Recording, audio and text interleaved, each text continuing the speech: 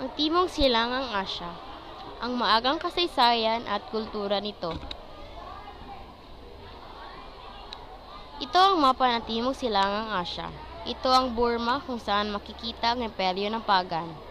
Laos, Thailand, kung saan makikita ang Ayutthaya. Vietnam, Cambodia na mayroon namang Angkor Wat. Philippines, Brunei, Malaysia, Singapore, at Indonesia.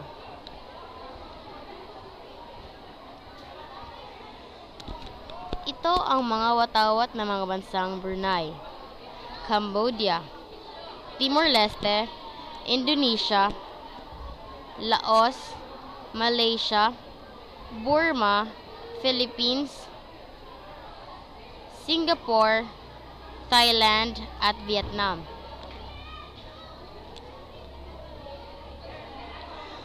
Ang kalupaang Timog Silangang Asya ay kinapapaloban ng Cambodia, Laos, Myanmar, Thailand, at Vietnam. Ang karagatang Timog Silangang Asya ay kinapapaloban ng Brunei, Silangang Timor, Indonesia, Malaysia, at Singapore.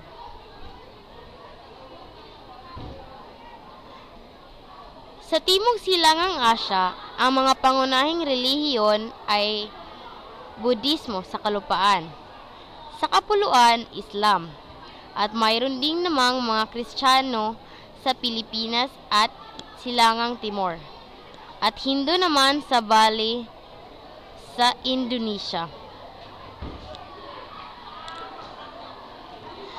Ang pagdating ng Islam, dinala ng mga mangangalakal at misyonero galing Arabia at India ang Islam. Naunang naging Muslim ang mga pinuno. At ang pinakamahalagang karian ay ang Malacca. Ito ang larawan ng mga simbahan na makikita sa Timog Silangang Asya, kagaya ng Hindu, Budismo, Islam, at Kristyanismo. Ang maagang kasaysayan.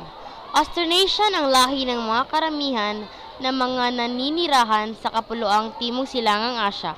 Pinaniniwalaan namang galing sa gawing China ang mga naninirahan sa kalupaang Timog Silangang Asya. Mga sinaunang kabiasnan. Mga kahariang naimpluwensyahan ng India. Kahariang Khmer sa Cambodia, Kahariang Mataram at Srivijayas, at Imperyang Majapahit sa Indonesia. Ito naman ang larawan ng templo ng Angkor Wat.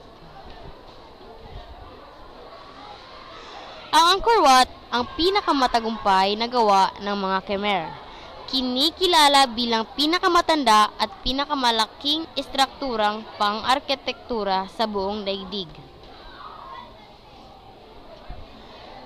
Nasabing kaharian, ang sentrong nito ay Cambodia, samantalang sakop naman ang bahagi ng Thailand, Laos, at Timog Vietnam.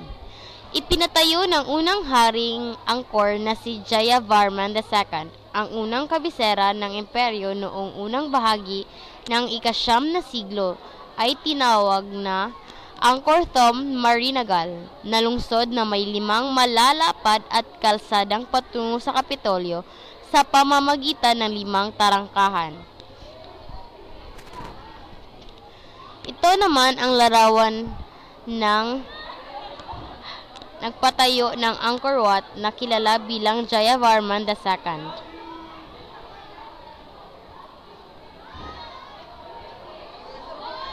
Mayroon ding 6 na malalaking estatwa ng mukha at parada ng mga life-sized elephant na may habang 1,500 talampakan.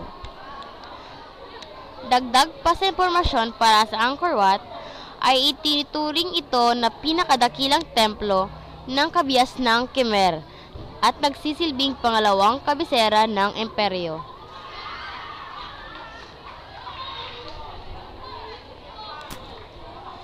Ito ang mga Khmer.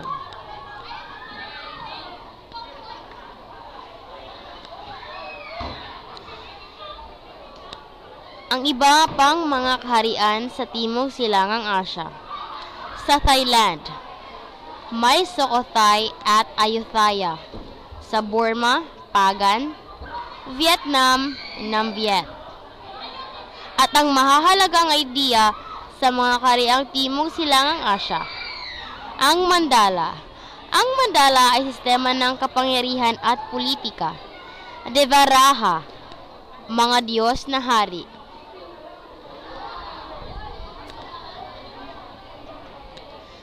Ang Ayutthaya.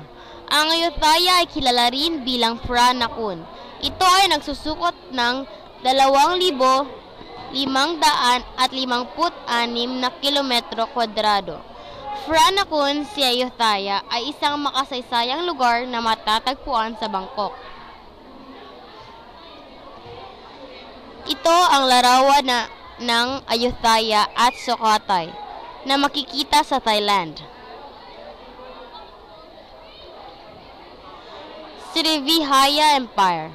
Dahil sa mga pinaghalo-halong mga kultura ng China, Roma at India, ay nagkaroon ng isang tinatawag na Millennium into the Common Era at ang mga mangangalakal na taga-Timog Kanluran ay naging mayaman. Straits of Malacca. Ito ang larawan ng mapa ng Malacca. Ang Malacca lamang ang tanging daang patungo sa Golpo ng Thailand kung galing ka sa Indonesia.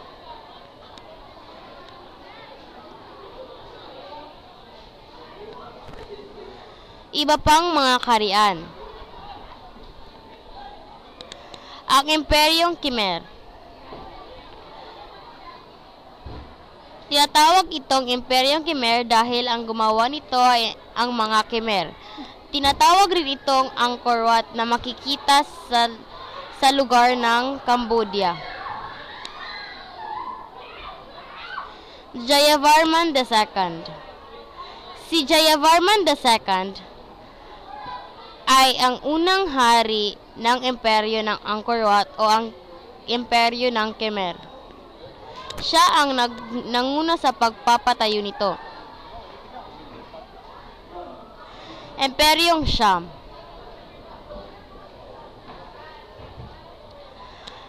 Pagan. Ang Pagan ay makikita sa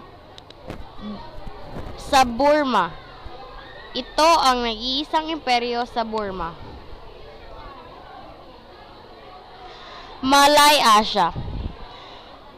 Ang Malaysia ay nanggagaling sa dalawang salita na kung tawagin ay Malay at Asya. Dahil ang Malaysia ay makikita sa Asya at ang mga nakatira na mga tao sa Malaysia ay tinatawag na Malay. Kung kaya tinatawag ito ngayon bilang Malaysia. At ito naman ang mga karagdagang tourist attraction sa Timog Silangang Asya.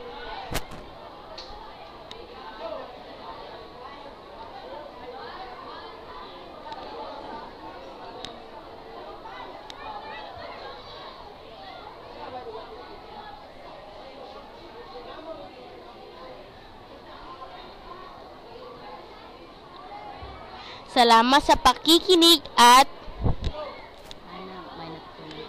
sana may natutunan kayo sa aming palabas. Salamat at naway gabayan kayo ng Panginoon.